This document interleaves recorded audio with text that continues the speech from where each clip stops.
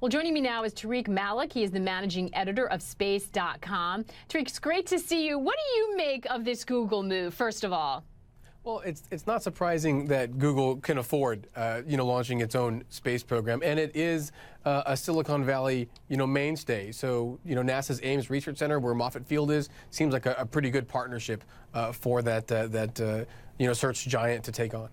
Well, we tend to group all these things together in the race for space, but is Google really trying to get into space or to colonize Mars or some of these other lofty, or is this more about connectivity in this case? I think it's a little bit about both. Google's subsidiary, Planetary Ventures, is kind of the leaseholder on the NASA Moffett Field, that project there. So it looks like they're really setting things up for both their efforts for expanding connectivity around the world, as well as maybe going even farther with just the space and the new facilities they're going to have there.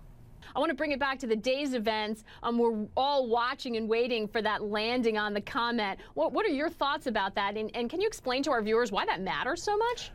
Well, really, it's amazing that this is actually happening. 10 years ago, Europe launched a spacecraft and a little lander towards a comet 4 billion miles, and a decade later, here we are. It's drifting down towards the comet in about an hour and a half, just over an hour. We're going to find out, did it survive? Is the comet, what we expect? What is it made out of? The big question here is, comets are like time capsules for our solar system. All the little bits of what we are all made out of started there, and we're hoping to find out, what is that primordial mix that really gave rise to what we see today.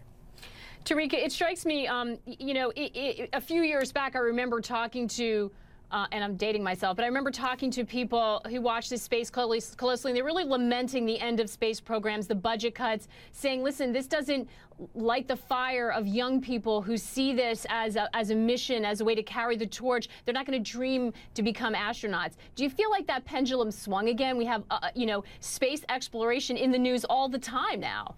I think the technology for robotics in particular, that's what we're seeing now. I mean, this spacecraft is 300 million miles away and kind of, running on autopilot until we find out what happens. Those advancements, coupled with just the way to get the message out through social media and just television and programs like CNN, has really just expanded the reach for what these missions are doing.